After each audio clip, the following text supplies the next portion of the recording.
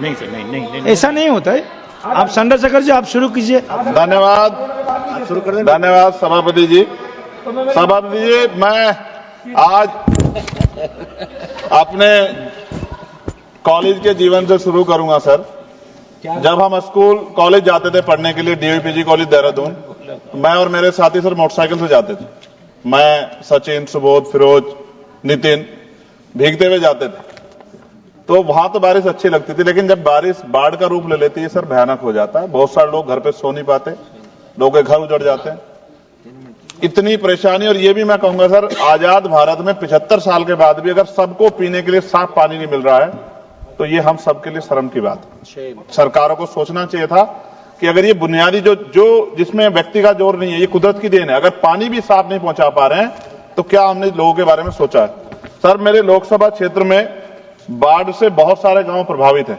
हर बार योजना बनती है, लेकिन परमानेंट सोल्यूशन नहीं होता। मालन नदी, कोटा वाली नदी, गंगा बाढ़ क्षेत्र, छोया नदी, शाहपुर कुचियान, लाहक कला, रामपुर चाडा, पीतमगढ़, घोषपुर, बोरकी, रानीपुर, हामिदपुर, माखन सादात, बूढ़ावाला, तुकमापुर, भवानीपुर, चमरावाला, जगुआवाला, तोफिक वाला।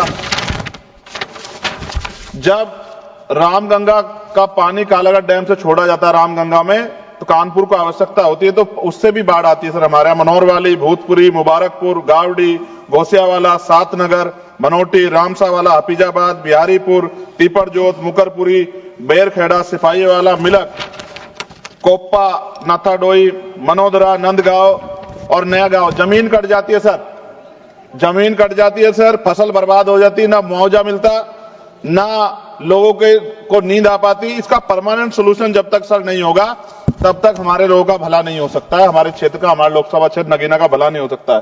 सर, गंगा और यमुना की सफाई कब होगी? सरकार ने गंगा और यमुना की सफाई के लिए करोड़ों रुपए खर्च किया, लेकिन दोनों नदियां अब भी गंदी है। इसके लिए जिम्मेदार लोगों पर क्या कार्रवाई होगी, और गंगा और यमुना को साफ और अविरल बनाने के लिए क्या ठोस कदम उठाए जाएंगे?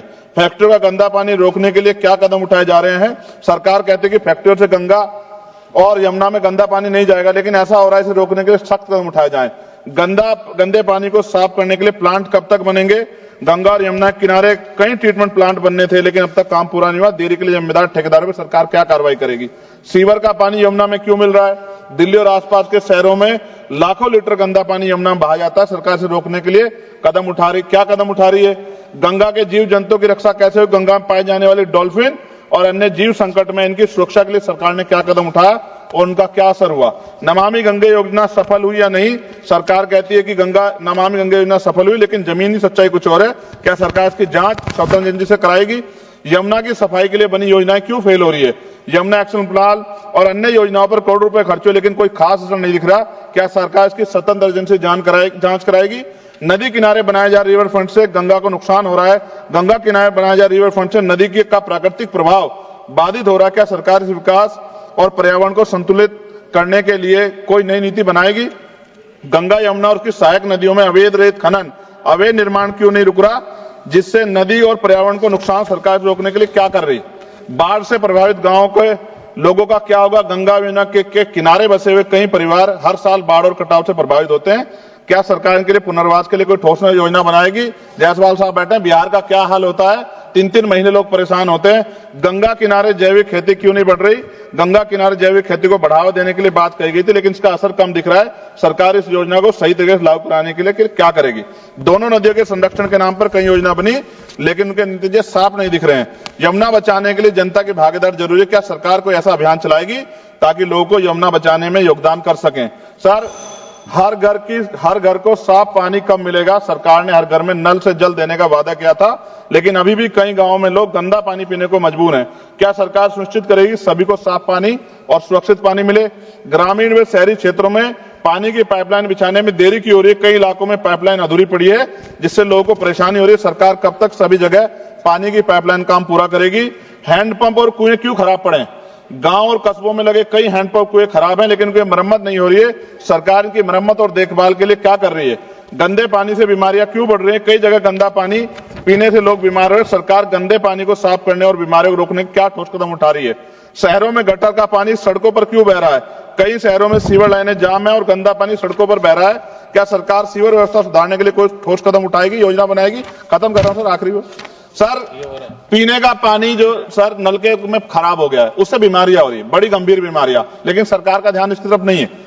पानी की बर्बादी रोकने के लिए क्या किया जा रहा है? कई जगह पाइपलाइन लीक हो रही है और हजारों लीटर पानी बर्बाद हो रहा है। क्या सरकार इस बर्बादी को रोकने के लिए कोई योजना बना रही है? गिरते भूजल स्तर को बढ़ाने के लिए क्या सरकार कोई संरक्षण नीति ला रही है? पानी और स्वच्छता की योजनाओं में पारदर्शिता कब आएगी? सरकार ने कई योजना शुरू की थी, लेकिन उसके नतीजे स्पष्ट नहीं दिख रहे।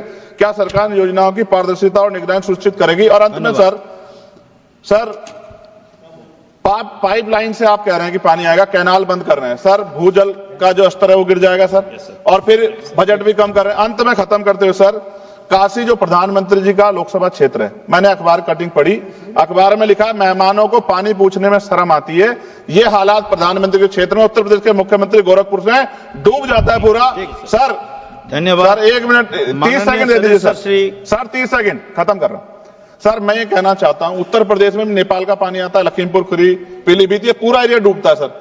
इस समस्या से निजात दिलाने के लिए परमानेंट सोल्यूशन हो जाए, इसके नाम पे पैसों का एयर फेयर करके काम नहीं चलेगा। ठीक है, बहुत बहुत धन्यवाद सर, आपने मुझे मौका दिया। श्री